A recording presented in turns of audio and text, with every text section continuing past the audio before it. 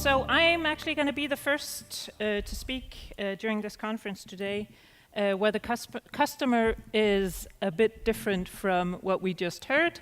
I'm representing a transmission system operator, the Danish one, called Energinet.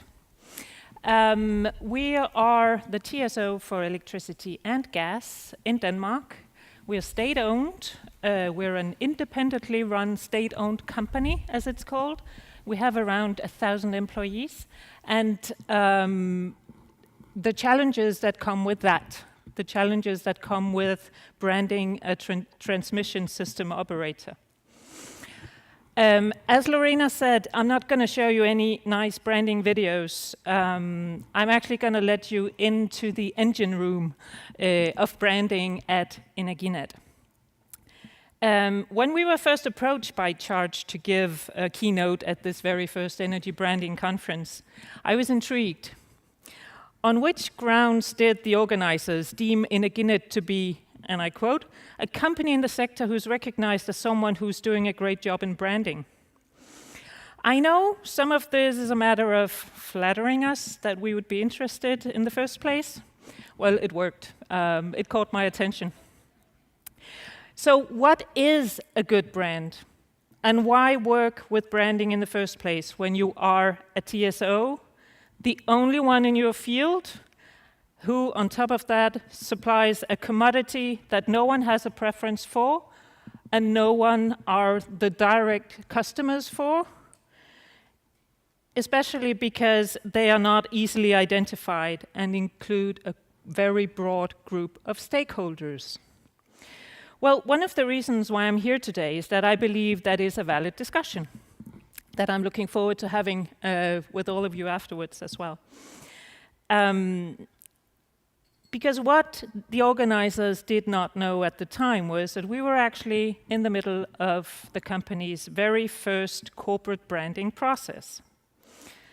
The triggering factor for even thinking about branding at Energinet was not that we wanted to update our visual identity, polish the corporate storytelling, or at least that was not the only reason.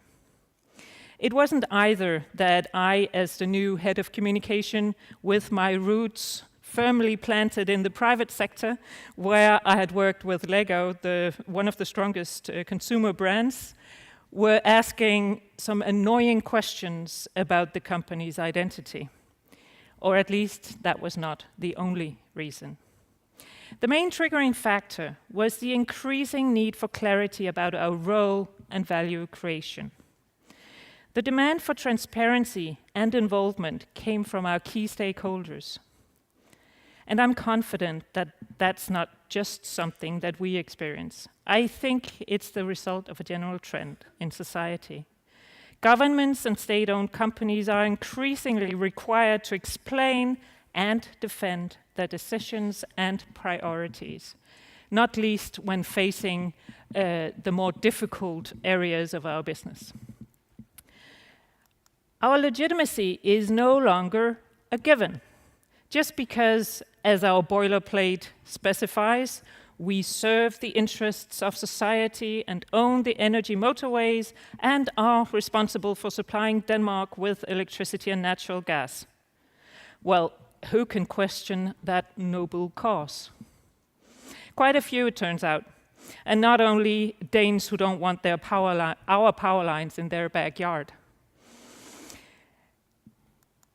We want to see ourselves as a reliable, trustworthy, and transparent organization, and believe we behave as such. However, our role as experts who have the detailed knowledge and the authority to make vital and far-reaching decisions about the energy systems, and who spend billions of taxpayers' money, that sets high demands for our trustworthiness and transparency. What this means is that we constantly need to build and maintain the legitimacy we need in order to perform our role. That is why we decided to work with branding. So how does it look inside the branding engine room at Energinet? You might have noticed that I chose not to use any Energinet visual identity, apart from the photos, of course. Quite unusual for the head of communication, but it is deliberate. I want to focus in on the process and tell you about the basic thoughts we have, because I agree with this morning's speaker that branding is not comms. We are very inspired by the corporate branding theories by Mary Jo Hatch and Michael Schultz. We want to work towards a strong and coherent identity for our company. An identity where our culture, strategy, and the expectations we create with our stakeholders make up the identity that should help us create and maintain our legitimacy as a TSO.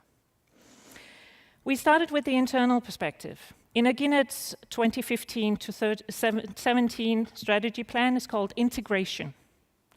And the main focus is on the promises we make to society as we lead the green transition of the energy system. The main premise is that we need to do that in cooperation with the sector and society as a whole, and therefore base our activities on a high degree of transparency and involvement. In terms of culture, we defined what we saw as the necessary competencies and values that would enable the company to deliver on the strategy. We introduced 2 new corporate values, courage and trust, to complement the strong corporate values that have been rooted in the company over its 10 years existence. And we listened to our stakeholders. We asked them about their expectations for us, and this is where we're focusing right now. What is the image that we would like to convey to our stakeholders? Which expectations should we create with them?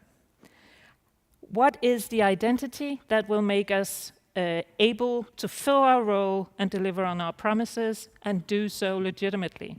So that even though we are building power lines in people's backyards, we are spending billions of Danish kroner doing so, our stakeholders still think it is okay. When talking about identity and how it's integrated in the branding of the company, I usually use the image of a stock cube. This corporate story is the essence of who we are. This will provide the flavor to our corporate branding, internally and externally, and with a strong stock cube or corporate story, no matter the situation or target group, the basic flavor should be the same, provided you do not water it out too much, of course. We are taking the final steps in formulating a brand promise and a branding strategy. And this, of course, presents all the traditional challenges of branding, although they may not be that traditional or trivial after all, not least in the external implementation phase that we've been hearing about quite a lot this morning, have seen some very great examples of it. But what can a state-owned monopoly within the vital utility business legitimately do in its specific efforts to brand the company? Take out TV ads, create viral marketing campaigns, buy bus stop billboards, hand out free t-shirts at Tivoli? That's another interesting conversation that I hope to have with you over the next couple of days. Thank you.